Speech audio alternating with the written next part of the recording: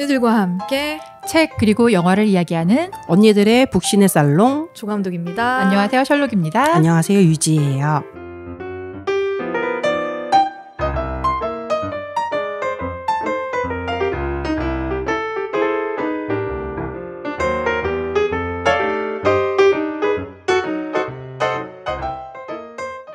와, 지혜님. 이 얼마만입니까, 우리? 너무 오랜만이라서 눈물이 다 나네요. 해가 바뀌고 처음 만나는 것 같아요. 세상에나. 우리 방송에서는. 그러게요. 네, 어떻게 지내셨어요? 요즘 근황 어떻게? 저는 뭐 맛집 먹고 맛집을 먹어? 맛집을 맛집 먹어버려? 다니고 머릿결 복구하느라고 그러고 신경 쓰고 다니고 있어요. 머릿결 왜요? 머릿결이 제가 머리카락이 너무 얇아가지고 항상 이렇게 좀 약간 클리닉 위주로 좀 다니고 있습니다. 아무도 모르는 나만의 만족이랄까? 그러니까 되게 요즘에 지혜님이 외모에 부쩍 많은 투자를 하고 있다는 느낌이 들어요. 아니 근데 투자라기보다는 제가 보니까 엄청 파워 블로거시잖아요. 뭐 근데 파워예요. 여기저기서 후원이 협찬이 엄청 들어오시더라고요. 그래서 그런 거구나. 올라갑니다. 아니 피부도 보니까 계속 광이 나는 거야. 언젠가부터. 그래요? 그래서 뭐지? 오늘 촬영했어야 되는데. 약간 나 신경 썼잖아. 진짜 제가 시작하면서 양해 말씀 먼저 드리고 시작해야 될 것 같은데 저희가 유튜브 녹화를 못 하고 있어요. 왜죠? 죄송합니다. 제가 카메라 장비를 세팅할 시간과 편집할 시간을 도저히 확보할 수가 없어가지고. 그러니까 요즘에 엄청난 스케줄이 쫓기고 계시다고. 근데 저뿐만 아니라 우리 셜록님도 같이.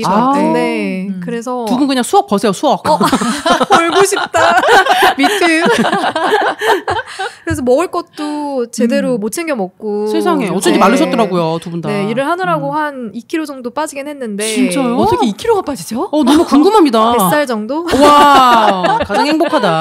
빠졌는데 하지만 몸보신을 또 해야 되는 계절이잖아요. 그렇죠. 그래서 저는 지혜님이 굉장히 맛집을 많이 알고 그렇습니다. 먹을 거에 굉장한 또 욕심과 철학이 있으세요. 진심이죠.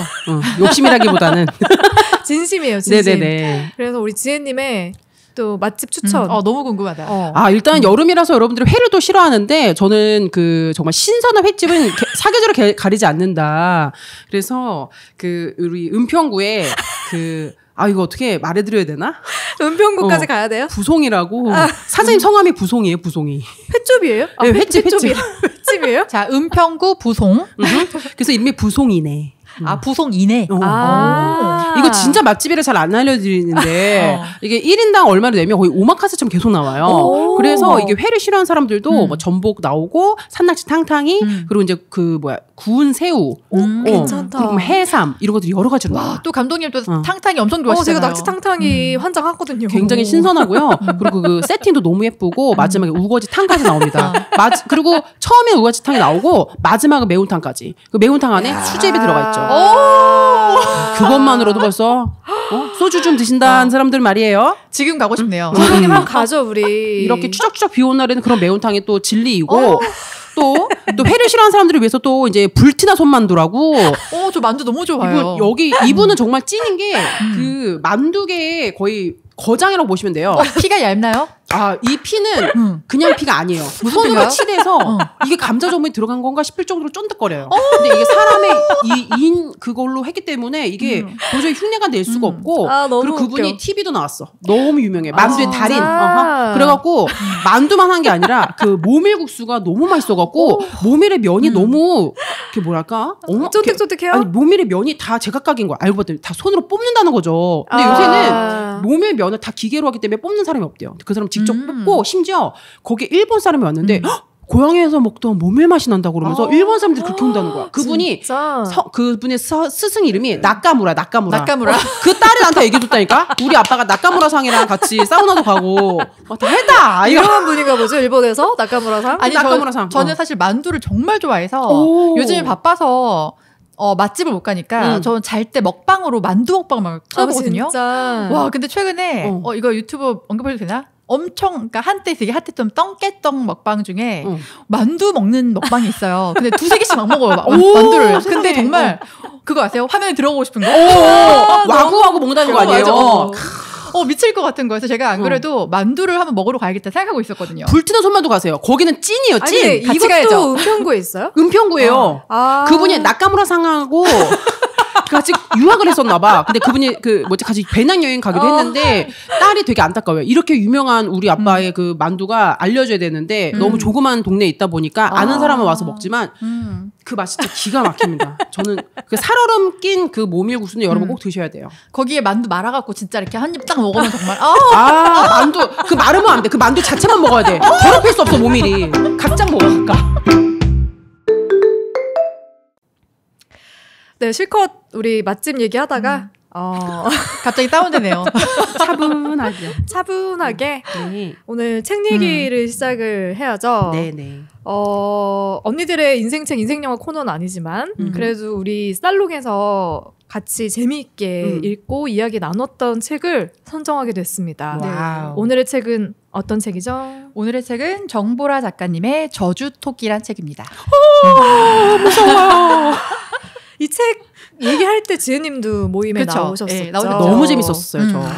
그때 야. 우리 또 감독님이 그 돈 벌러 나가셔갖고 수업 제가, 수업 걸으라고. 촬영하러 갔던 날 너무 궁금했거든요. 왜냐면 저는 이 책을 되게 재밌게 읽었기 때문에 각자의 해석이 어떨지가 너무 궁금해가지고 만나서 얘기를 들어보고 싶고 제 얘기도 하고 싶었는데 그때 마침 못 나와가지고 그래서 오늘 언니들하고 같이 얘기를 좀 나눠보면 되게 좋겠다 하는 생각이 들어가지고 이 책을 선정을 하게 됐고요. 네. 각자들 어떻게 읽으셨어요? 저주토끼? 저는 사실 다시 읽어도 너무 재밌더라고요. 그러니까 이야기할 거리도 굉장히 많고 해석할 부분도 사실 여자도 엄청 많고 사실 이제 그때 저희가 한 번 읽고 언니들하고 같이 이야기를 나눴잖아요. 근데 그때 또 다양한 얘기를 듣고 두 번째 읽으니까 이런 시선으로도 볼 수 있는 책이었구나라는 걸 다시 제가 접목을 시켜갖고 보니까 더 재밌더라고요. 역시 랑님 얘기 듣고 나면 정말 정리가 딱 된다니까요. 저도 그래요. 첫 번째 읽었을 때랑 다르게 두 번째 읽고 나니까 훨씬 더 이야기가 들어오는 거예요. 정말요? 표정은 뭐지? 맞아. 이거 촬영하는 거 아니지? 그러니까 이 저주토끼가 유명해졌던 계기가 또 있죠. 그쵸. 2022년에 부커상 최종 후보자까지 올랐었어요. 정말 대단해요. 그래서 한강 작가에 이어서 두 번째 우리 대한민국의 작가가 상을 받는가 하면서 기대를 했는데 아쉽게도 상은 받지 못했습니다. 근데 이게 참 주목받았던 이유가 한강 작가님은 우리나라에서도 좀 잘 알려진 작가셨는데 정보라 작가님은 사실 신지는 아니지만 알려지지 않은 작가님이어서 맞아요. 뭐지 사람들이 다 맞아. 이거 뭐지? 그래서 알라딘에 소개되어 있는 작가님에 대한 소개 글을 좀 읽어드리자면 네네네. 두근두근.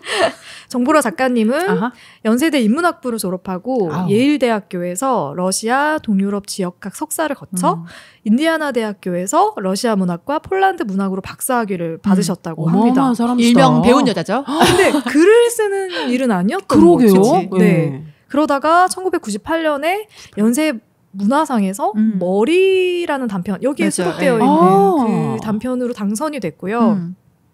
2008년 디지털 문학상 모바일 부분 우수상에 호라는 작품이 당선이 되고 2014년도에 씨앗이라는 작품으로 제1회 SF 어워드 단편 부문 우수상을 수상했다고 합니다. 와. 그리고 방금 설명드린 것처럼 2022년에 저주토끼로 부커상 인터내셔널 최종 후보까지 올랐지만 수상하지 못한 아쉬움을 가지고 우리나라에서 많은 독자들이 호기심을 또 불러일으키고 나한 뒤에 책을 많이들 또 찾아서 읽으시더라고요. 엄청난 내공을 가진 분이시네요. 이 후보에 오르고 나서 초판이 이제 완판되고 계속 또 찍고 또 찍고. 네. 맞아요.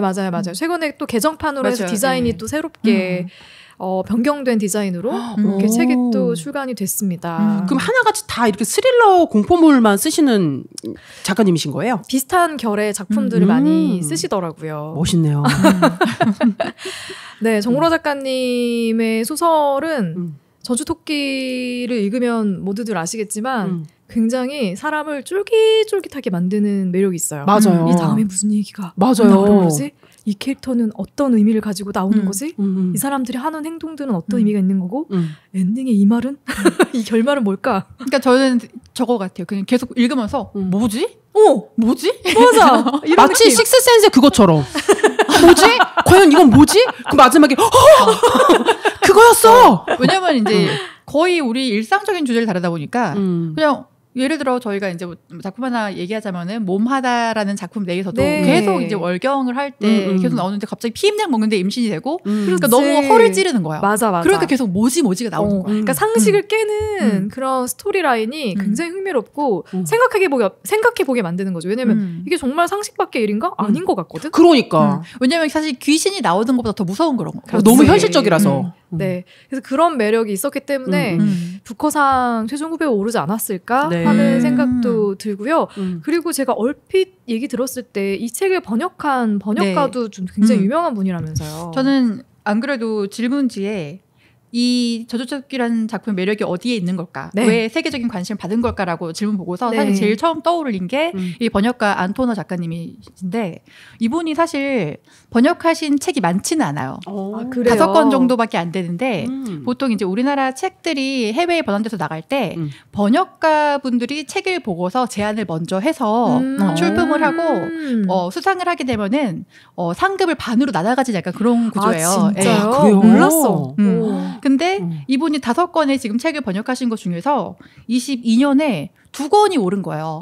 그게 이제 박상영 작가의 대도시의 사랑법 그리고 정보라 작가님의 저주토끼 2권이 같이 올랐는데 2권이 같이 올라갔구나. 네. 그래서 사실 그때 막 이제 K도 K 소설의 이제 K 문학의 열풍 했는데 사실 제가 교보문고 가니까 대도시의 사랑법 번안된 책이 있더라고요. 네. 저주토끼는 번안본으로 안 읽어봤는데 정말 간결하고 문체가 너무 깔끔하게 잘 돼 있어요. 진짜 다르다.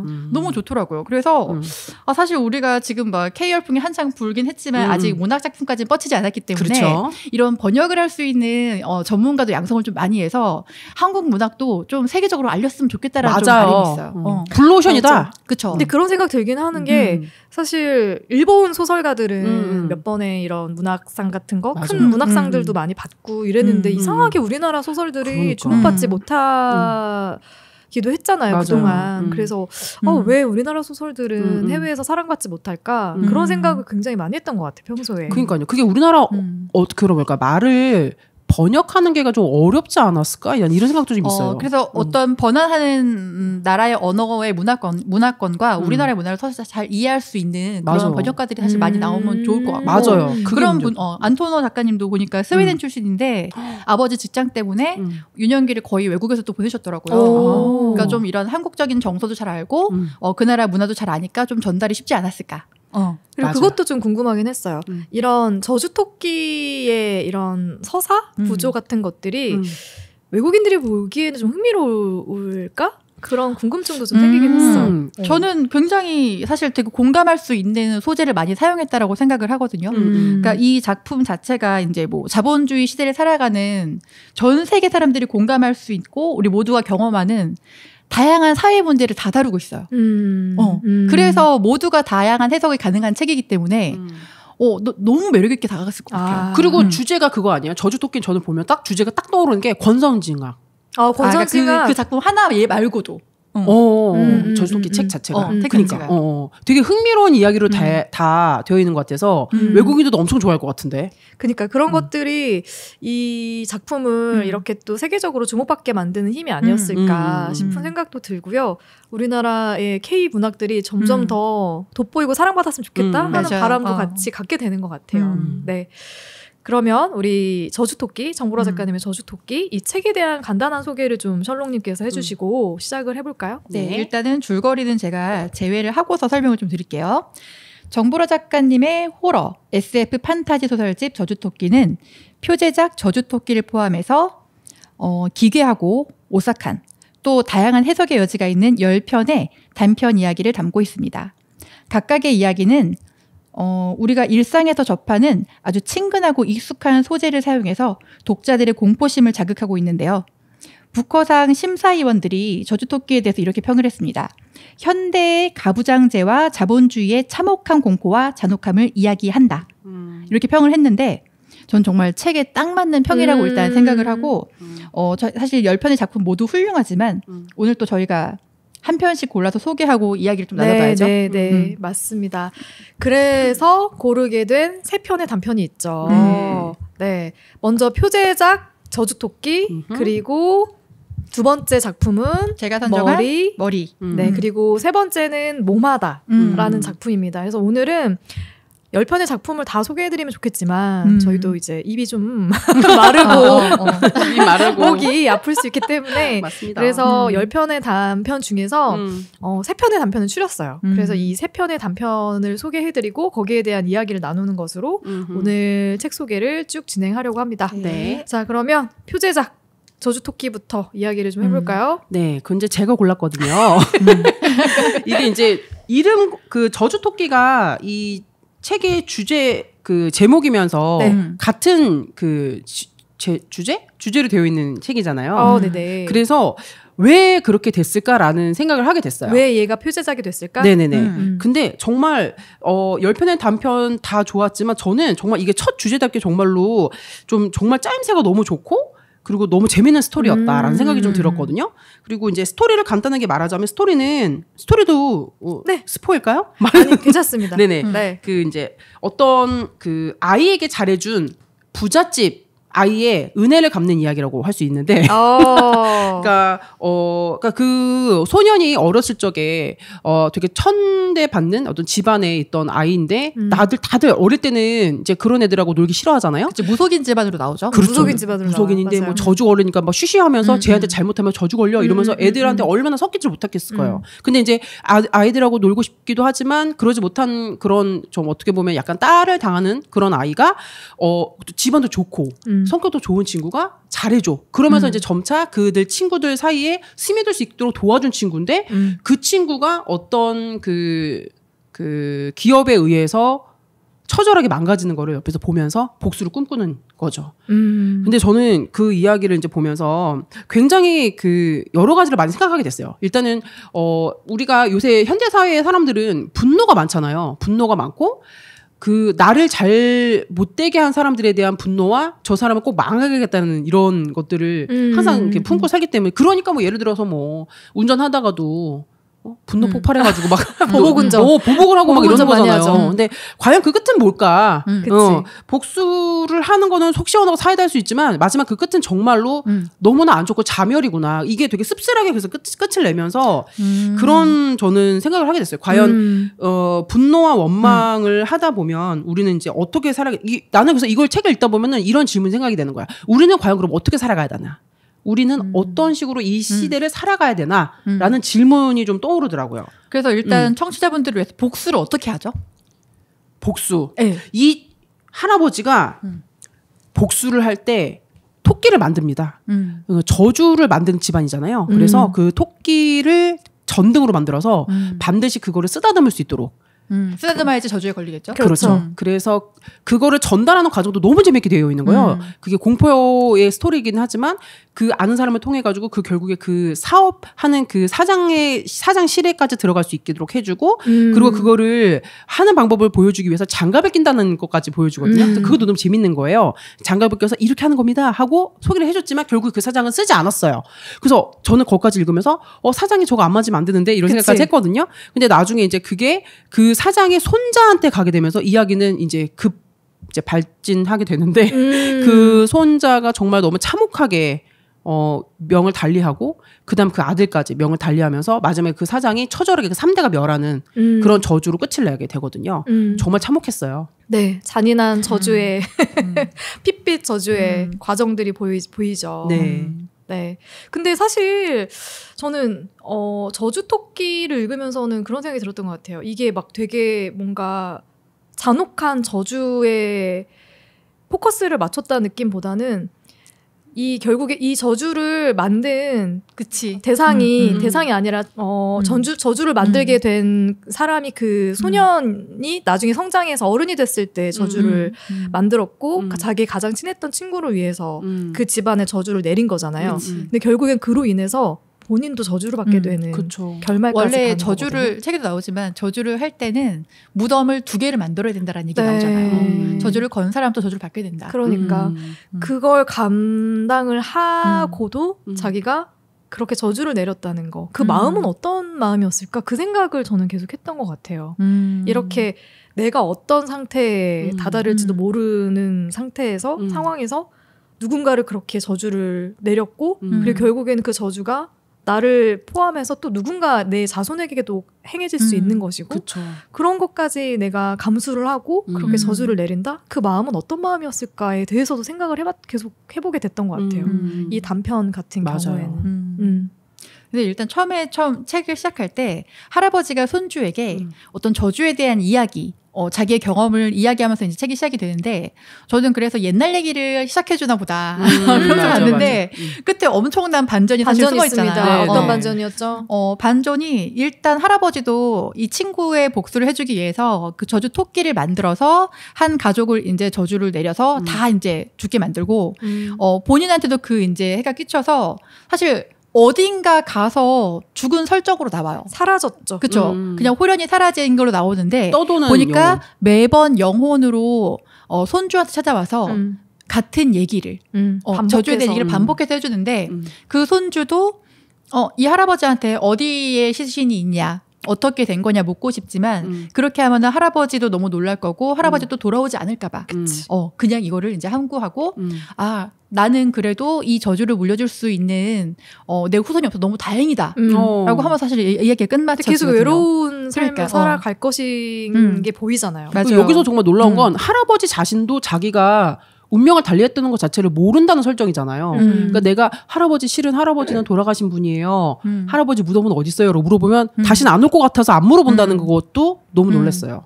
근데 저주라는 이제 코드 자체가 전 세계 사람들이 되게 흥미롭게 볼 수 있는 코드가 맞는 것 같긴 해요. 근데 이제 이 저주를 걸어서 이 토끼들이 막 하는 그런 행동들이 사실 저는 약간 좀 기발하다고 생각했거든요. 그러니까 이게 굉장히 우리나라, 그러니까 굉장히 한국적이면서도 되게 세계에서 봤을 때도 너무 충격적으로 다가갈 수 있는, 왜냐면 토끼라는 게 사실 우리 굉장히 귀여운 존재인데 외국에서는 얘가 저주가 내려서 막 이렇게 번식하고 다 갉아먹고 뇌도 갉아먹고 뼈도 갉아먹고 이렇게 누군가한테 저주를 내릴 수 있는 대상으로 그려져 있는 게 너무 사실 기발하다는 생각을 좀 많이 했던 것 같아요. 그 토끼가 우리나라에서 귀여운데 외국의 어떤 문화에서는 되게 무섭게 그려지고 있더라고요. 저는 우리나라에서도 귀엽다는 생각을 안 했거든. 우리나라는 막 토끼 무서워. 눈도 빨갛고. 진짜?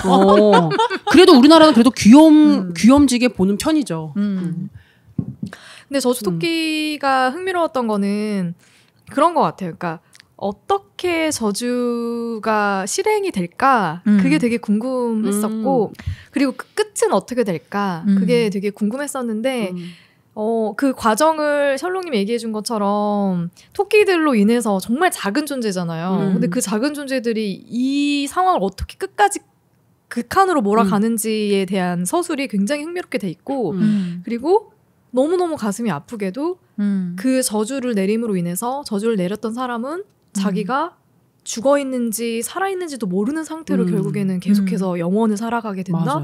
이것만큼 끔찍한 저주가 또 있을까? 끝도 없는. 그런 생각이 들어서 그 생각은 했던 것 같아. 지혜님이 얘기한 것처럼 우리는 과연 내가 누군가 어떤 대상에게 정말 저주를 내리고 싶다. 그런 마음이 들 정도로 막 화가 나고 분노가 치밀었을 때 나는 과연 그 사람한테 내릴 수 있는 가장 큰 저주는 무엇이며 그게 만약에 나에게 다시 어떤 결과로 돌아온다는 가정을 한다면 나는 그 저주를 내릴 수 있을까?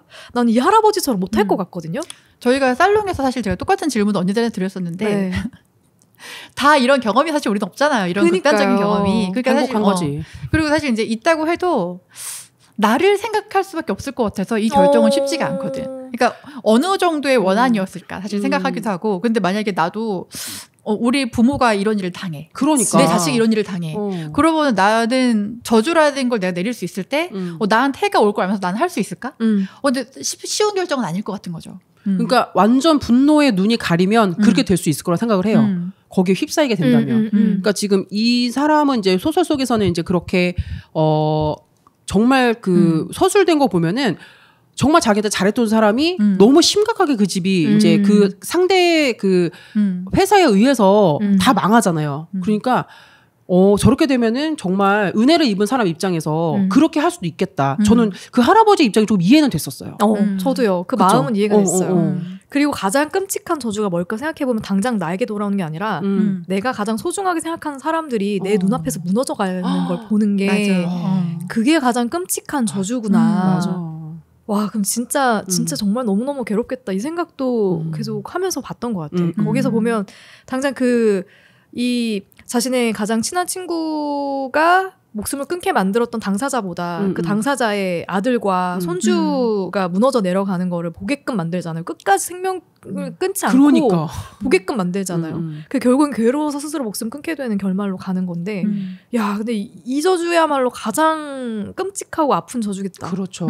그 생각도 들었던 것 같아요. 저는 근데 이걸 읽으면서 되게 궁금했어요. 혹시 언니들은 이런 저주를 만들어줄 수 있는 사람이 있어. 그러면 그런 걸 만들고 싶은지. 아니요. 저는 저한테 해가 오면은 고민할 것 같아요. 맞아. 해가 온다는 걸 뺀다면 나한테 다시 돌아온 해가 없다면 그러면 누구나 하지 않을까요? 그죠? 근데 아직까지는 사실 그렇게 우리가 사실 그런 경험을 갖지 않기 때문에 글쎄요. 만약에 내 자식이 당했다, 부모가 당했다, 그러면 사실 생각해 볼 수 있을 것 같긴 한데, 지금 말하기 되게 불편한 질문 같아, 이거는 진짜. 힘들 것 같아. 저는 되게 소소한 것들을 생각해 봐요. 예를 들면, 저도 이제 관계를 맺다 보면은 상처를 많이 받을 때가 있잖아요. 맞아. 이 사람이 아무런 죄의식도 느끼지 않고 나에게 막 상처를 준다. 그러면 그런 저주가 있으면 좋겠다는 생각은 해. 똑같은 사람 만나가지고 그러니까 똑같이 당해보게끔 만들어서 똑같이 너도 좀 아파봐라. 약간 그런 그건 있지. 왜냐면 나는 그런 게 정말 있다면 내가 당할까봐. 물론 당연히 싫어. 맞아. 근데 거기까지 상상의 나를 펼치지 않는다면 그 정도의 저주는 괜찮지 않을까? 그러니까 단순하게 나는 그냥 운전하다가도 너무 열받는 경우가 많아갖고 그러니까 저 사람이 지금 내가 조금만 더 했으면은 저 사람 골로 가는 건데 막 이런 생각 들 때 있잖아요. 똑같이 당해라 막 이러고 싶은 게 있는 거지. 맞아요. 그래서 그런 것들을 생각해보게 하는 게 또 저주토끼의 매력이죠. 표제작인. 저는 근데 이게 왜 표제작인지는 알 거는 같아요. 일단은 저 여기 뒤에 보면은 작가의 말 있잖아요. 네. 여기 나온 그 작가님이 세상을 보는 시선하고 이 저주토끼에 담긴 이야기가 사실 굉장히 일치한다는 생각을 좀 많이 했거든요. 잠깐 읽어드리면 세상은 쓸쓸한 곳이고 모든 존재는 혼자이며 권선징악 혹은 복수는 경우에 따라 필요할지 모르지만 모든 일이 완수한 뒤에도 세상은 여전히 쓸쓸하고 외롭다. 그렇지. 이런 얘기를 좀 담으셨어요. 작가의 말에. 자, 근데 여기 보면은 저주토끼 마지막 대사가 좀 여운이 남더라고요. 내가 저 창가의 안락 의자에 앉게 될 때쯤 이제 할아버지가 앉은 그 의자예요. 내 이야기를 들어줄 자식도 손자도 처음부터 존재하지 않을 것이다. 이 뒤틀린 세상에서 그것만이 내게 유일한 유한이다. 너무 이 쓸쓸함이 너무 딱 와닿는 거예요. 허무의 극이다. 극한의 허무. 그래서 이 시선과 이 저주토끼에서의 이런 결말이 너무 일치하는구나, 와닿는구나. 그러니까 저주는 거기서 끝내겠다 이런 느낌이 아닌 것 같아요. 저는.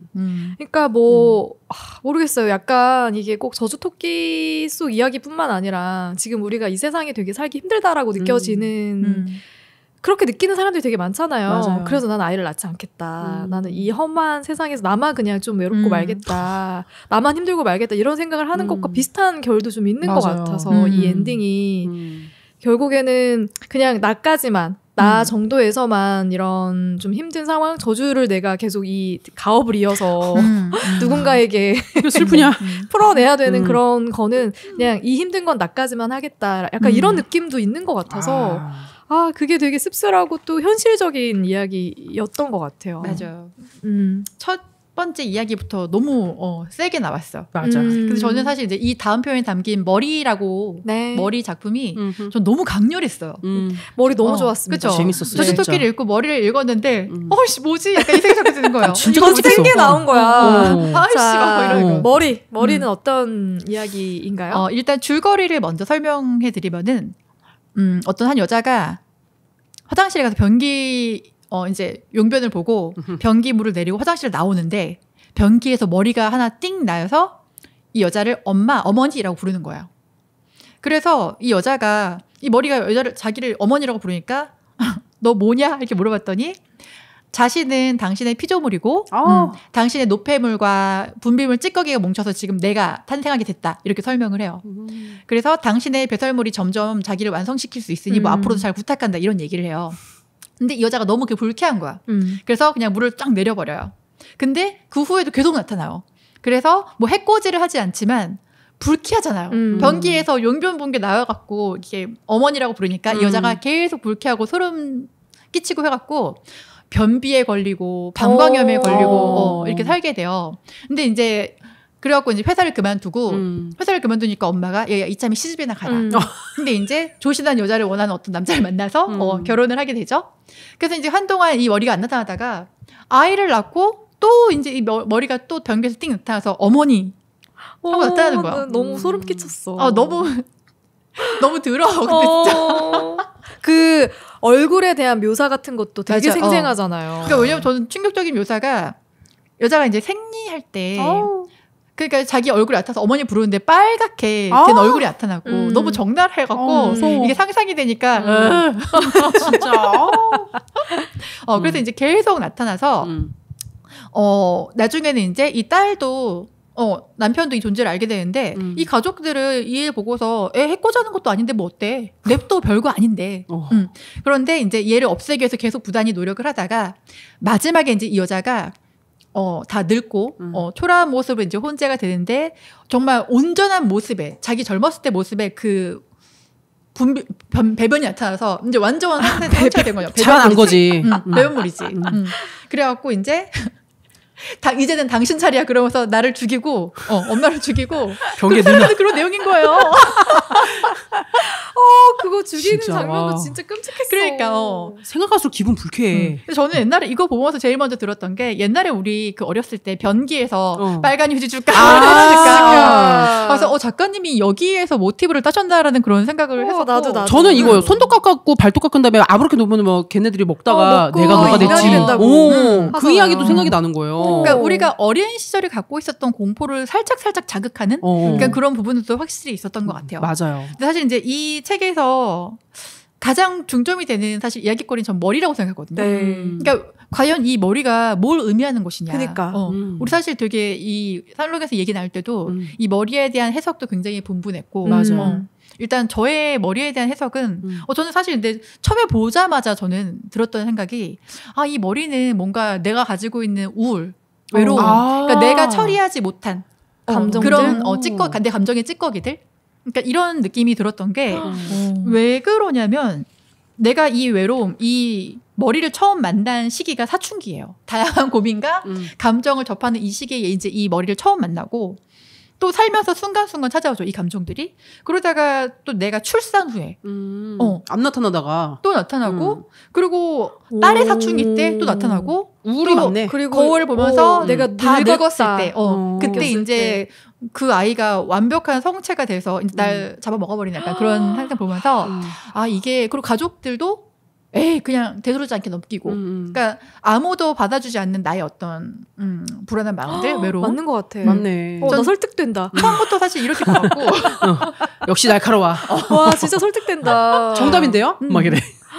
그리고 왜냐면 저는 약간 내가 무시했던 것들 그러니까 나의 감정이 아니라 내가 살면서 무시하는 수많은 것들이 있잖아요. 그게 꼭 인간만은 아니거든요. 그렇죠. 어떤 그게 진짜 배설이라는 표현으로 와닿지만 뭐 먹다 남은 음식이 될 수도 그렇지. 있고 그냥 지나가면서 그냥 뚝 꺾어버린 어떤 꽃 한 송이가 될 수도 있고 그냥 막 버려진 쓰레기가 될 수도 있고 그냥 내가 대충 막 이렇게 지나가면서 무시하고 되게 뭐 소홀히 했던 것들 그런 것들이 반대로 나를 잡아먹어버린다면 얘가 주인 있는 세상이 된다면 어떤 세상일까? 약간 그런 상상을 했던 것 같아요. 맞아. 결국 나의 배설물이라는 게 그런 의미에서 보여지는 거니까 그래서 너무 나아간 생각일 수도 있지만 약간 환경에 대한 생각도 좀 했어요. 맞아. 환경에 대한 생각. 왜냐면 저도 환경을 뭐 생각한다고 말은 하지만 실제로 그렇게 행동에 옮기지 않거든요.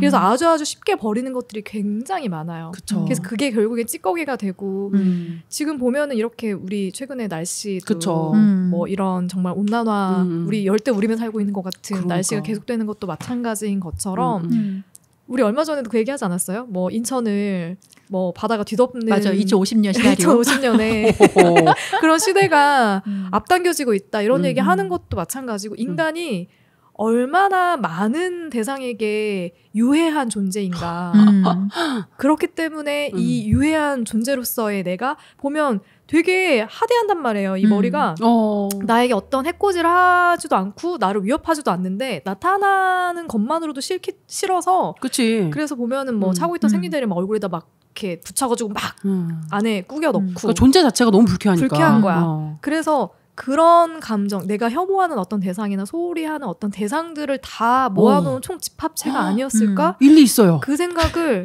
했던 것 같아요. 그렇네. 자연도 마찬가지네. 네. 그래서 저는 그런 상상 좀 해봤던 것 같아요. 어떻게 보셨어요, 제이님? 저는 랑님의 의견에 더 가까워요. 그 우울이 맞다. 왜냐면은 모든 존재들한테 그 머리에 나온 게 아니잖아요. 그 집안 식구들 중에서도 남편이나 딸은 그걸 못 봤을 거 아니야. 그 여자만 그걸 봤으니까. 그러니까 그 여자가 가지고 있는 우울과 불안이 뭉쳐서 결국 자기를 장악했구나. 이렇게 보였어요. 그러니까 제가 이 책을 읽을 시기 때쯤에 저 친구 중에 한 명이 그러니까 공황장애 같은 게 있는 것 같다고 자기가. 그래서 이제 병원을 한번 가보라라고 주변에서 이제 많이 얘기를 한대요. 자기는 아직도 옛날 사람이라서 이렇게 정신과 가면은 기록이 남을 것 같고 혹시 나중에 이혼이라도 할 수 있는데 그거를 약간 딴지를 걸을 수 있을 것 같고 너무 다양한 생각을 하길래 제가 이제 이런 생각을 했어요. 그러니까 여기도 보면은 이제 이 여자가 머리를 그러니까 배설물로 사실 나오잖아요. 배설물. 그런데 이게 내가 나의 우울과 외로움을 대하는 방식이 아닐까? 그러니까 이게 오물보듯 하는 거야. 나의 이런 거 숨겨야 되고 외로움 숨겨야 되고 우울증도 숨겨야 되고 이거는 뭔가 지저분한 거고 피해야 되는 거고 진짜 내 감정을 오물로 보니까 제때 처리했으면은 괜찮지 않았을까? 라는 생각을 좀 많이 하게 됐어. 왜냐면 결국은 이 머리가 나를 이렇게 잡아 먹어버릴 거면은 나의 감정도 그 감정이 나올 때 알맞은 처치를 했더라면 이 여자도 잘 살 수 있지 않았을까? 그래서 저는 중간중간 되게 불편했던 지점들이 있는데 이 화자가 이 머리를 만날 때마다 너무 괴롭고 힘들어가지고 이제는 진짜 제거해버려야겠다 싶어서 뽑아버리잖아요. 그 변기에서 뽑아내가지고 베란다에다 말린단 말이에요. 그러면 그대로 뒀으면 그걸 그대로 뒀으면 죽었을 텐데 죽어 사라졌을 텐데 남편이 그거를 또 변기에다가 다시 갖다 놓은 거야. 남편이 원흉이네. 근데 핑계가 웃겨. 너무 저렇게 간절하게 원하는데 변기에 갖다 달라고. 그래서 넣어줬다고. 그럼 남편이 정말 못된 거야. 아니, 그러니까, 첫 번째가, 그러니까 두 번의 그런 고비, 그러니까 머리에게도 두 번의 고비가 있었거든요. 이게 두 번째 고비가 남편이 그렇게 행했던 건데, 첫 번째 고비는, 쓰레기통에다가, 쓰레기 봉투에다 막 묶어서 버렸어요. 거기다가 담아가지고. 그랬는데 그거를 청소부가 저 좀 변기에 넣어주세요라는 말에 못 이겨서 넣었어. 다시 돌아왔어. 그랬는데 첫 번째는 사실은 제 모르는 사람이 삼자니까 그럴 수 있다 치는데 난 남편이 그래서 너무 화가 났어. 남편의 행위가 아니 이 아내가 계속 괴롭다고 얘기를 했고 힘들다고 얘기를 했고 얘가 어떤 존재인지 계속 얘기했는데 그걸 흘려들은 거잖아. 그치. 그리고 내 눈앞에 보이는 이 물체가 그냥 넣어달라고 하니까 아무렇지도 않게 가볍게 그냥 넣은 거잖아. 변기에다가.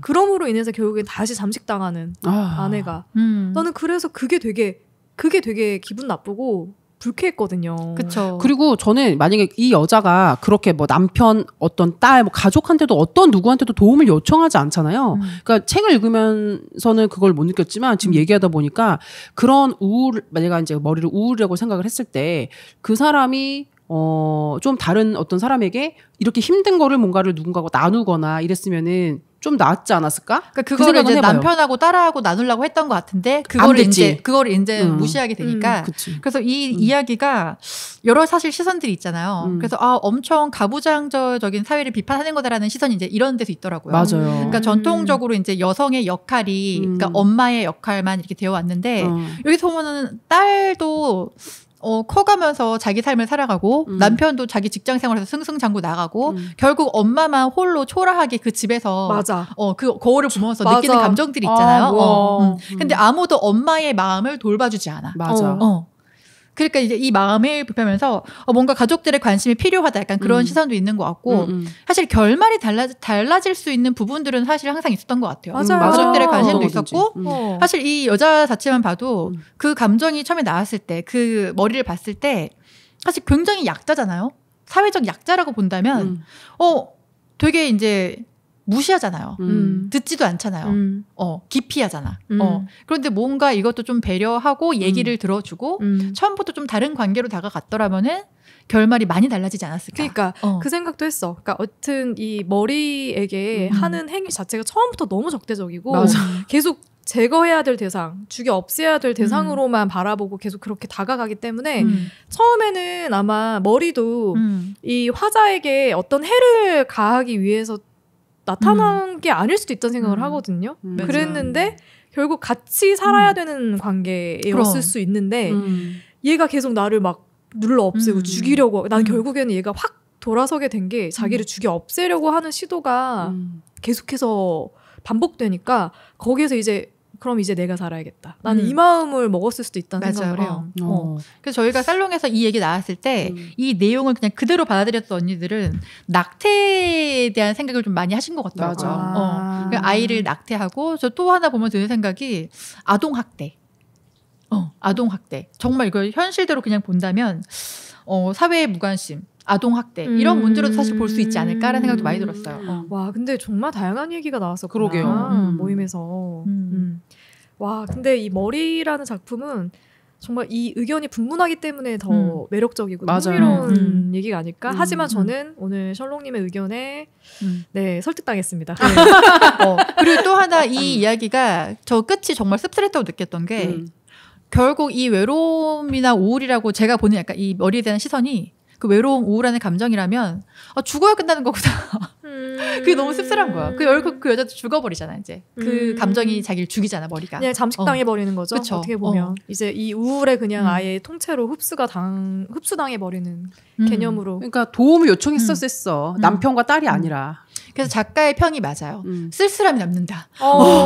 쓸쓸함이 남았어. 허무하구만. 너무 외로웠어. 마지막에. 그러니까 그 생각을 했거든요. 저는 그냥 결국 저는 이제 그게 약간 뭐 자연이나 이런 대상으로 봤을 때는 그래 인간이 이제 결국에는 너의 잘못으로 인해서 너의 그런 적대적인 너만을 생각하는 행위로 인해서 결국에 먹히겠구나. 이제 이런 생각을 했는데 우울감이라면 맞아요. 이게 우울이라는 감정이라면 그냥 나는 이제 그냥 진짜 이 우울에 완전히 흡수당해서 그 안에 그냥 뭐 나의 어떤 다른 감정들 없이 우울감만 가지고 평생을 그렇게 살다가 가는 거죠. 그치. 제가 얼마 전에 저번 달에 상이 있어서 이제 마사 한번 갔다 왔잖아요. 근데 저희 작은 어머니가 결혼하시기 전에 의사셨는데 첫 아들이 농아로 태어났어요. 그래서 이제 손이 많이 가니까 일을 그만두시고 그냥 주부 생활만 쭉 하셨는데 이제 아이가 20살이 넘었거든요. 근데 자폐가 있는 아이들은 사회적으로 사실 이제 막 안 다니고 그러니까 잘 안 나오세요. 잘 안 나오다가 이제 저를 픽업하려고 이제 드롭 다 해주셨는데 그때 이제 차에서 얘기를 좀 하다가 제가 이제 결혼을 안 하고 있으니까 친척들이 계속 그거에 대한 얘기를 이제 하잖아요. 얘기. 그런데 저한테 공개적으로 말을 못 하시다가 그 차에서 둘이 있으니까 말씀을 하시더라고요. 그러니까 여자가 자기가 가정생활도 해보고 이제 사회생활도 해보니까 사회생활을 해갖고서 내가 가정을 못 돌봐도 승승장구 해 나가면은 여자가 성공했다. 저 여자 멋지다는 말을 듣는데 자식은 아무리 잘 키우고 내 삶을 포기해도 저 여자 성공했다는 말을 듣지 않는다라는 얘기를 하면서 다른 사람 말을 듣지 말고 네가 성공했다라고 생각할 수 있는 인생을 그냥 살으라고 저한테 말씀해 주셔갖고 도움이 굉장히 됐는데 저도 이제 이 머리에 나오는 이 여자의 삶이 너무 쓸쓸하게 주부로 늙는 거 보면서 이게 너무 그냥 씁쓸했어요 그냥. 그러게요. 그래. 많은 사람이 생각났어 또. 이게 독자가 여자라서 더 다르게 느껴질 수도 있는 것 같아요. 남자 독자는 또 어떻게 느낄지 궁금합니다. 그러니까 특히 몸하다. 그래서요. 그러니까. 그래서 제가 연결해서 몸하다를 이야기하려고 하는데 이 몸하다라는 단편은 굉장히 독특한 설정이에요. 그러니까 머리만큼 독특한 설정인데 진짜. 그러니까 대학원을 다니면서 논문을 쓰고 있는 여자가 화자입니다. 근데 이 몸하다라는 뜻부터 말씀드려야 될 것 같은데 몸하다라는 의미가 월경이 나오다, 월경을 치르다라는 뜻이에요. 그래서 아예 그 단편을 처음 시작할 때 제목부터 이 몸하다라는 뜻을 먼저 이야기를 해주고 시작을 하거든요. 그래서 여성의 월경을 소재로 한 이야기인데 굉장히 독특해요. 맞아요. 여자 대학원생이 생리를 하기 시작하는데 끝이 없는 거야. 그러니까 계속 하는 거예요. 막 10일이 넘게 막 계속 하니까 병원을 찾아갔더니 아니 계속 이렇게 하면은 피임약을 한번 먹어봐라. 그래가지고 피임약을 먹기 시작합니다. 그래서 피임약을 먹었는데 초반에는 뭔가 좀 이렇게 멈춰지는 것 같더니 다시 또 생리가 끊이지 않고 계속 하게 되는 거예요. 그래서 피임약을 6개월인가를 오랫동안 장기간 복용을 하게 됐어요. 그랬더니 갑자기 배가 막 불러오기 시작하는 거예요. 아, 이게 뭐지? 싶어서 병원 찾아갔더니 임신이라는 진짜 공포야 그거. 근데 나는 이게 되게 웃긴 것 같은 게 병원에서 뭐라고 얘기하냐면 아니 그러니까 왜 피임약 그렇게 장기 복용하셨어요? 그랬더니 그러니까 그 여자 말이 더 웃겨. 의사 말이 뭐지 처방받은 거 맞냐고. 근데 처방은 사실 2-3개월밖에 안 받았어요. 근데 계속 그 후에도 나오니까 먹은 거야. 이 여자가 그냥 사서 먹은 거야. 그렇지. 그랬더니 왜 처방대로 안 하고 너 마음대로 6개월 동안이나 먹었냐. 부작용이라서 임신이 된 거다. 그랬더니 대박이야. 화자가 그러는 거죠. 아니 근데 피임약은 임신을 안 하려고 먹는 거 아닌가요? 그랬더니 아니 그러니까 왜 처방도 안 받은 그런 약을 계속 먹었냐고요? 하면서 이 여자가 화자가 무슨 말을 하고 들어주질 않는 거예요. 그래서 임신이 되니까 이제 의사가 그런 얘기를 하는 거죠. 빨리 애 아빠를 찾아라. 지금 애 아빠를 찾지 않으면 지금 애가 지금 안에서 제대로 수정이 된 상태가 아니기 때문에 어떤 아이가 태어날지 모른다. 중간에 사산될 수도 있고 그러니까 빨리 애 아빠를 찾아라. 이렇게 얘기를 하게 되는 거죠. 그러면서 아 어떡하지 고민을 하다가 부모님도 난리가 난 거야. 아니 도대체 너는 누구냐? 애 아빠가 누구냐? 내 아빠가 없다. 애 아빠가 없어. 안 믿는 거야. 그래서 신문에 광고를 내게 된 거예요. 애 아빠를 찾습니다 해서 애 아빠를 찾는 광고도 내고 선도 보고 하지만 죄다 이상해 남자들이 죄다 이상한 남자들밖에 안 나오는 거죠. 그래서 우여곡절 끝에 결국엔 애 아빠를 찾지 못한 상태에서 이제 복통이 시작이 되는 거죠. 뭐 양수가 터지고 뭐 이런 과정이 생겨나고요. 그러면서 마지막에 병원으로 갔는데 결말은 나중에. 근데 이 이야기는 무서워. 특히 여성분들이 보면서 많은 생각이 들었을 수밖에 없는 이야기예요. 그렇죠. 일단 저는 첫 번째 들었던 게 10일 넘게 6개월 넘게 생리를 하면 너무 힘들겠다. 그러니까. 그래서 여자의 몸에 대한 약간 이런 공포심도 사실 갖게 되는 게 있는 것 같고 맞아. 두 번째 저는 제일 무서웠던 게 과연 정상적인 가족의 형태라는 거는 어떤 저도요. 것일까? 그게 사실 저는 가장 두려운 부분이기도 했어요. 그거는 사회의 시선일까? 아니면 내가 스스로한테 부여하는 걸까? 사실 그게 굉장히 컸었고 과연 그런 게 존재하는가? 정상적인 형태의 가족이라는 거. 정상이라. 정상 가족에 대한 생각을 많이 하게 되죠. 그러니까 이 이야기를 읽으면서 가장 중요한 포인트가 그거거든요. 빨리 아빠를 찾으세요. 그러니까. 그래서 아빠를 찾는 과정이 계속 그려지는데 여튼 앞에 뭐 임신하고 이런 과정들은 굉장히 SF적인 이야기여가지고 조금 차치하더라도 아니 근데 나는 사랑하는 사람을 만나서 자연스럽게 결혼도 하고 임신도 하고 아이도 낳고 그래야 된다고 생각하는데 사람들이 자꾸 아빠를 찾으래. 그냥 아빠를 찾으래. 이게 어떤 느낌이냐면 설롱님이 얼마 전에 이제 그 가족 모임 다녀오시면서 받았던 그 느낌처럼 나는 내가 지금 사랑하는 사람을 만나지도 않았는데 맞아요. 결혼을 하래. 결혼을 하래. 결혼해. 왜 결혼을 안 해? 결혼을 해야지. 이 얘기. 근데 결혼이 목표야? 사랑이 목표야? 삶을 잘 사는 게 목표인 거 아닌가? 애매하지. 뭐가 행복해? 넌 어떤 게 행복하니? 어떨 때 가장 행복해가 아니라 결혼 이렇게 그러니까 되는 거예요. 여자들은 이걸 다 이렇게 좀 경험할 수밖에 없을 것 같아요. 그러니까 누군가 저한테 물어보죠. 우리는 사실 이제 혼인 정년기를 다 지난 여성들이니까 왜 결혼 안 하세요?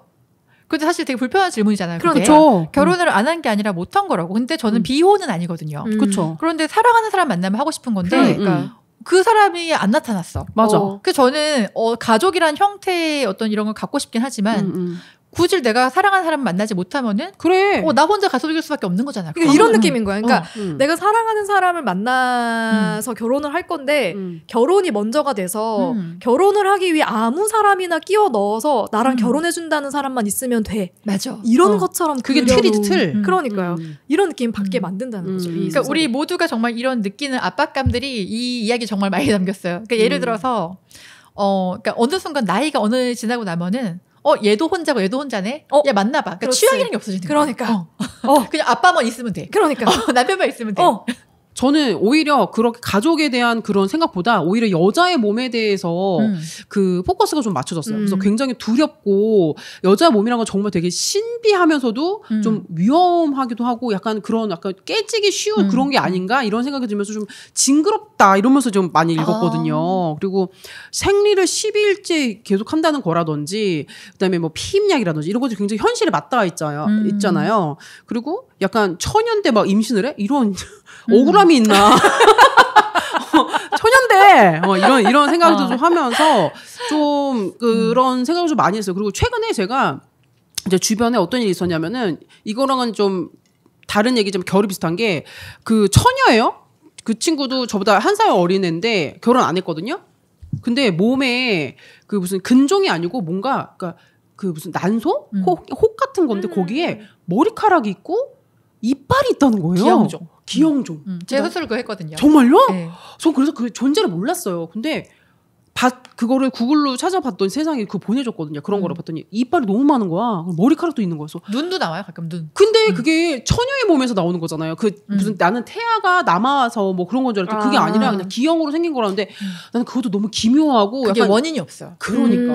그리고 오히려 그렇게 생긴 게 흉측하지만 실은 수술도 굉장히 간단하다고 하기도 하면서 재발도 되게 쉽대요. 근데 그러니까 좀 되게 여자 몸으로는 어떠한 걸로도 정말 공포물을 쓸 수 있겠구나. 아니 이게 좀 다른 얘기인데 제가 그 수술했을 때 수술실 앞에 친구가 앉아 있는데 그게 이제 수술해서 떼내면은 수술을 했다는 걸 증명을 해야 되니까 보호자를 불러서 보여줘요. 근데 우리가 다 몰랐던 거야. 근데 그 친구가 그거 보고서 이제 패닉이 와갖고 욕 못하는 친구들 쌍욕을 하고 평생 술 사줘야 되는 내가 평생 밥 사줘야 되는 친구. 정말 기괴함의 끝이에요. 그 덩어리에 사람 이빨이 있더라니까. 머리카락이랑. 나는 이게 되게 머리랑 몸하다가 합친 그런 약간 최고의 그 공포가 아닐까 이런 생각도 솔직히 들어요. 근데 여튼 이 월경이라는 소재, 그러니까 월경이라는 게 과거부터 굉장히 좀 불길한 어떤 소재로 많이 쓰였잖아요. 근데 그것도 되게 싫었어. 기분 나빠. 근데 이걸 또 여기서 한번 또 비틀어서 보여주는 것 같아가지고. 근데 왜 한편 여자만 이걸 겪어야 되지라는 약간 그런 나는 좀 맞아. 억울함도 사실 많이 느꼈던 것 같고 또 한편으로는 와 우리가 지금 여기 나와 있는 여성들의 모습이 되게 가부장적인 사회에 있는 되게 좀 조신한 여성들의 형태로 많이 나오잖아요. 그래서 와 지금 이 이야기를 보면서 되게 억울하고 뭔가 이상하고 뭐야라고 생각할 수 있는 이 시대가 온 게 차라리 너무 다행이다라는 생각도 사실 한편 들었어요. 만약에 이 책이 한 90도 나왔다. 그럼 공감받지 못하겠다라는 이야기거리가 없었겠다라는 생각도 많이 들었고. 맞아. 여자가 너무 가만히 있어. 제가 그래서 질문 하나 또 드리고 싶은 게 있었어요. 이 책 읽으면서 여기에 등장하는 수많은 남자들이 있는데 좀 재밌지 않았어요? 그런 포인트들이 재밌는 게 일단 맞선에서 그러니까 선을 봤죠. 부모님의 맞아요. 소개로 선을 봐서 처음으로 만난 남자가 그 남자를 만나가지고 이런저런 얘기하는데 아무런 매력이 없었어. 일단 화자가 느끼기에는 별다른 매력도 없고 그냥 평범한 남자? 근데 이제 중간에 되게 용기를 내서 말하는 거죠. 우리 애 아빠가 되어주시겠어요? 근데 남자 거기서 눈이 동그래지면서 갑자기 무슨 상황인가 이제 얘기를 하다가 당장은 결정을 내릴 수 없겠다. 그리고 나서 여자를 집으로 이제 데려다 주거든요. 데려다 줄 때 운전을 잘한다. 이제 이렇게 얘기하면서 사실 믿어라 하고 이제 데려다 주는데 알고 보니까 그 남자가 119 구급대 네. 운전하는 직업이라고 했어. 네, 맞아. 운전하는 직업이라고 했고 119 구급대원이었어요. 그래서 거기서 이제 운전을 해서 그런 직업을 갖고 있었던 거죠. 그래서 나중에 다시 이 여자를 만나게 돼요. 그래서 이 여자를 어떻게 만나게 되냐면 여자가 우여곡절 끝에 별의별 사람들 다 만나고 막 전화로 무슨 스토커 이렇게 협박. 너 내 아이 가졌다고 협박을 1,000만 원 갖고 나와. 그리고 갑자기 영어로 막 쩔라쩔라 얘기하는데 자기는 노원문학을 전공했는데 갑자기 뭐 영문학 전공한 걸로 알고 있고 막 이런 식으로 이상한 남자들 많이 만나고 갑자기 목소리도 괜찮고 실제로 만나서 괜찮았는데 알고 보니까 그 남자의 자기의 장인어른을 연결해 주려고 나온 자리였고 막 그런 식의 말도 안 되는 상황들이 계속 이어지다가 여자가 이제 결국에는 하혈을 하는 거죠. 그래서 아이가 나올 것 같다는 느낌을 받고 119에 신고를 해서 급하게 119 대원들에게 이송이 돼서 병원으로 가는데 알고 보니까 그 남자였던 거예요. 거기서 막 첫 번째 맞선 남. 안 그래도 많이 만났지만 다른 많은 남자들 만났지만 첫 번째 남자가 제일 괜찮았던 것 같다라는 생각을 하고 있었는데 마침 또 다시 재회를 하게 된 거죠. 그리고 나서 병원에 딱 당도를 했더니 애가 이제 막 나올 것 같은 상황이 돼가지고 결국에는 출산 아닌 출산을 합니다. 근데 그게 아이의 형태로 나온 게 아니라 그러니까. 핏덩어리가 나와서 그냥 받자마자 와르르 터져버린 거예요. 그래서 설명도 정말 대단했어. 그때 딱 터지고 나서 망연자실할 때 그 남자가 막 급하게 들어와서 내가 애 아빠가 타이밍도 한 개도 못 맞춰. 그러니까 모질이야 모질이. 저는 근데 사실 남자들 캐릭터 중에서 가장 뼈 때리고 정말 가장 저 새끼 모질라고 생각했던 캐릭터가 그러니까 그 여자가 맞선을 보는데 계속 안 돼요. 실패를 하니까 부모님이 여자 몰래 광고를 내요. 남편을 구합니다. 아이의 아빠를 구합니다. 내갖고 오만 잡것들이 연락을 다 하는 거예요. 별의별. 진짜. 그런데 그 중에 한 명이 혹시 나이는 상관없으신가요? 물어봐요. 그리고 꽤 오래 통화를 했는데 대화가 괜찮아서 호텔에서 만나기로 해요. 만났는데 갔더니 어떤 할아버지가 한 분 앉아있고 경호원도 여기 두 명 서 있고 근데 보니까 그 할아버지 대사가 나 우창건설 회장 서우창이요. 이건 거예요. 근데 이제 자기의 상황이 대가 다 끊긴 거야. 그렇지. 후손이 없으니까 지금 있는 아이가 C만 넘으면 된다요라고 자기 들었으니까 자기가 그걸 할 테니 후처로 들어와도 좋소 이렇게 얘기를 하는 거야. 평생 먹고 살 수 있게 해주리다. 그래서 저는 거기서 아니 여자 생각을 물어보라고. 그러니까 내 말이 돈이면 단줄한 거야. 그러니까 진짜 어이없어가지고 너무 황당해갖고 우리가 그런 겪는 거 있잖아요. 그러니까 우리 남자를 보는 그러니까 아무리 자본주의 시대여도 우리가 야 저 사람 돈 잘 버는데 만나봐 그런 말 많이 듣죠 여자들은. 많이 듣죠. 근데 그게 아니라고. 그것도 중요하지만 그것만이 있는 게 아니라고. 나는 취향이 없냐? 나는 목표가 없냐? 나는 꿈이 없냐? 나는 돈 안 버냐? 나는 내 얘기를 물어봐 달라고. 그런 느낌을 강하게 받는 거지. 근데 여튼 이런 남자들을 하고의 그 대화하는 과정이 너무 재밌어. 맞아요. 근데 너무 재밌게 그렸어. 재밌었어. 그러니까 정말 이게 섬뜩하고 찝찝한데 너무 웃겨. 그러니까 블랙 코미디 느낌이 블랙 코미디 느낌 확실히 있어. 그게 딱이에요. 블랙 코미디. 난 돈 달라고 한 남자가 제일 웃겼어. 소문 낼 테니까. 근데 그 서우창 회장의 그 경호원들한테 맞았죠. 터지. 나 그 호창 하루에 제일 웃겼어. 그래서 저는 엔딩의 그 상황을 보면서 이게 의미하는 게 뭘까? 그러니까요. 그 생각을 좀 했던 것 같아. 이 남자는 이 남자가 마지막에 어쨌든 중간에 사실은 자기가 아버지가 되어줄 수도 있었는데 끝끝내 아버지가 되어주지 않고 마지막에 이런 새드 엔딩을 목도하고 나서 아버지가 되겠다라는 얘기를 딱 꺼내게 되는 상황을 만든 것도 그렇고 결국에는 씨를 받지 못해가지고 아이가 그냥 핏덩어리로 그냥 이렇게 사라져 버리고 이 화자도 그걸 보면서 되게 슬프지만 또 그게 슬프지만은 않은 어떤 감정을 좀 느끼게 되는 것처럼 묘사를 하잖아요. 그래서 이 엔딩은 또 어떤 의미가 있었던 것일까 그 생각을 좀 했던 것 같거든요. 언니들은 어떻게들 이해하셨어요? 저는 그냥 보여지는 거 그대로 사실 이해해봤어요. 다른 의미를 부여하지 않고 어떤 한 여성이 특히 우리나라 같이 가부장적인 사회에서 원치 않은 임신을 했을 때 오만 감정이 마지막에 다 있었던 것 같다라는 생각을 좀 하게 됐어요. 그러니까 아이에게 온전한 가정을 만들어줘야 돼라는 뭐 가족들 또 사회의 압박도 있고 그 여자의 어떤 노력도 있고 근데 아이가 잘못됐을 때 자기가 사실은 그 상황 자체가 이 이야기 어디에서도 이 여자는 남편 찾는데 급해서 아이를 돌보는 씬은 한 장면도 안 나와요. 맞아. 근데 그렇게 아이를 죽음으로 이제 보내게 됐을 때 본인의 마음이 굉장히 허탈함도 있겠지만 죄책감도 있을 것 같고 하지만 또 한편 후련함도 있을 것 같다라는 그냥 그걸 그대로 봤어요. 저 같은 경우는 그 119 그 남자가 처음에 만났다가 마지막에 나오잖아요. 근데 그 중간에 그렇게 했다는 게 그러니까 나는 그 사람이 119라는 직업 때문에 마지막에 그 직업 의식으로 당신의 아이가 되어줄 그렇게 말하려고 했던 것 같아. 남편이 되어주겠다.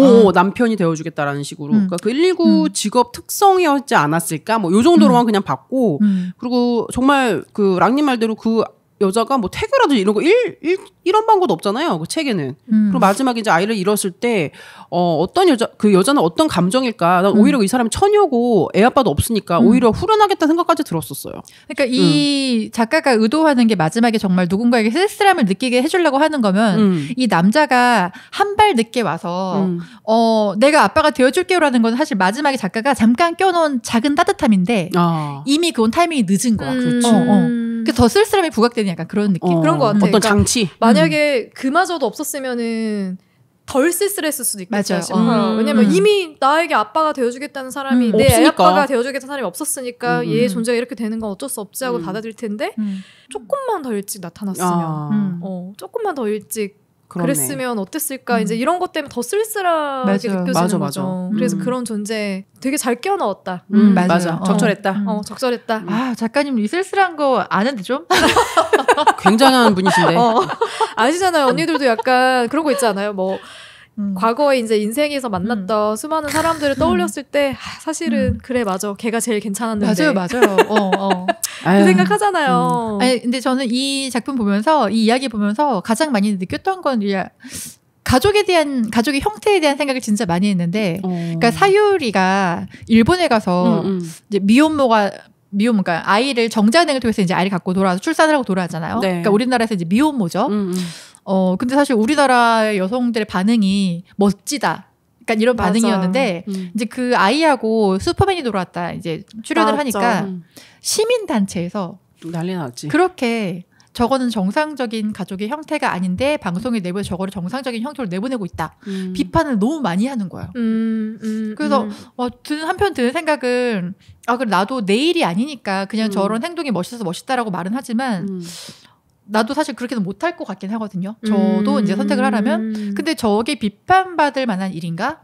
그리고 심지어 지금처럼 저출산의 그렇지. 시대에 아이 한 명의 출산을 이렇게 좀 환영해야 되는 이런 때에도 따질 건 다 따지는구나. 그러니까 여기 이 단편에 등장하는 그 무수히 많은 시선들, 그 시선들이 현실에 똑같이 맞아요. 존재하기 때문에 그렇기 때문에 우리가 더 팍팍한 거예요. 팍팍하죠. 그리고 그 뭐 정상 비정상도 웃기긴 하지만 실은 공영 방송이니까 그게 이제 모든 시청자들이 볼 수 있는 시간대에 어떻게 보면 우리나라에서 금지하는 그런 부분을 이제 사유리가 해서 혼자서 아이를 키우는 모습이 젊은 세대들 저게 괜찮고 괜찮은 것 같아라고 여겨지기 시작하게 되면 아무래도 또 생겨지는 문제점이 있다 보니까 저는 방송에서는 그런 부분들을 좀 더 생각해서 해야 되는 것도 맞다고는 봐요. 제 입장은 그래요. 그리고 이거 좀 다른 얘기는 하겠지만 이제 미드 같은 거 보면은 그 미드 그 연출자 한 명이 게이예요. 그래서 그가 연출하는 모든 시트콤이나 이런 것들에 게이를 항상 출연을 시킨단 말이에요. 그래서 그 게이 가족이 굉장히 행복하고 화목하고 하는 것들을 자연스럽게 녹여든단 말이죠. 그럼 그거를 시청하는 사람들은 이제 더 이상 게이가 가정을 이룬 것이 어색하지 않는 거야. 그러니까 그렇게 계속 보게 되면서 그게 이제 자연스럽처럼 보이게 되는 그러니까 방송에서 되게 중요하다고 저는 보거든요. 미디어는. 저는 그래서 되게 선구적인 역할이라고 생각을 하는 게 과연 정상적인 건 엄마 아빠가 다 있어야 되는 게 정상적인가? 왜냐면 그게 아닌 가정 사실 굉장히 많은데 그럼 걔들은 비정상적인 가족이라는 것인가? 저는 그 생각이 들면서 다양한 형태의 가족을 출연시키는 저 너무 좋다고 생각해요. 네, 맞아요. 대체 가족도 이렇게 늘어나고 있는 마당에 왜 저게 비판받을 만한 일이지? 지연님 말씀하신 것처럼 그런 시선을 가진 사람이 있겠지만 그런 걸 저변을 깔아주고 사실 확대해 나가는 것도 이 사회가 해야 되는 역할이 아닌가라는 생각이 좀 듭니다. 분명히 존재하는 형태거든요. 그런 가족의 형태가 다만 숨기고 있었던 거죠. 음지에서 이렇게. 왜냐면 누군가에게 손가락질 받을 거라고 생각하기 때문에 더 몸을 사리고 숨기고 그렇게 살아가는 게 또 당연하다고 생각하는 다수의 사람들이 있기 때문에 이제 계속해서 주목받지 못했던 것도 있을 것인데 그리고 사유리처럼 돈을 많이 벌어야 혼자 키울 수 있어. 대부분의 여성들은 그렇게 못해요. 그건 맞아요. 그래서 저는 뭐 싱글맘, 싱글 파파들이 이렇게 꾸려가는 가족들도 많이 보여줬으면 좋겠고요. 네, 잘 이렇게 꾸려갈 수 있다는 것도 좀 많이 사람들이 이해하고 봐주시면 좋겠다는 생각도 한편으로는 드는 것 같습니다. 맞습니다. 네. 그래서 되게 저주토끼 안에 있는 단편들이 대부분 이런 느낌이에요. 맞아요. 그래서 한 편 한 편 다 이렇게 정독해서 읽으시면은 뭐 10시간도 더 얘기할 수 있죠. 그럼요. 세워서 얘기할 수 있는 거리들이 많기 때문에 이 책 아직 읽어보지 못한 언니들이 있다면 네, 꼭 읽어보셨으면 좋겠습니다. 맞아요. 맞습니다. 네, 오늘 저주토끼로 저희가 책 이야기 나눴고요. 다음 주에는 살롱 최초로 단편 영화를 단편 가지고 왔어요. 네, 몸값이라는 14분짜리 단편 영화거든요. 뭐라고요? 14분이라고요? 이거 왓챠에 올라와 있고요. 아마 네이버에서도 구매해서 보실 수 있을 거예요. 그러니까 14분이잖아요. 네. 최고죠. 네, 그냥 보고 오세요. 보고 다음 주에 저희 무조건 다스포 방송으로 진행할 거기 때문에 알겠습니다. 꼭들 보고 다음 주에 저희 이야기 같이 들어주시면 좋을 것 같습니다. 저희는 그러면 다음 주에 다시 찾아올게요. 안녕.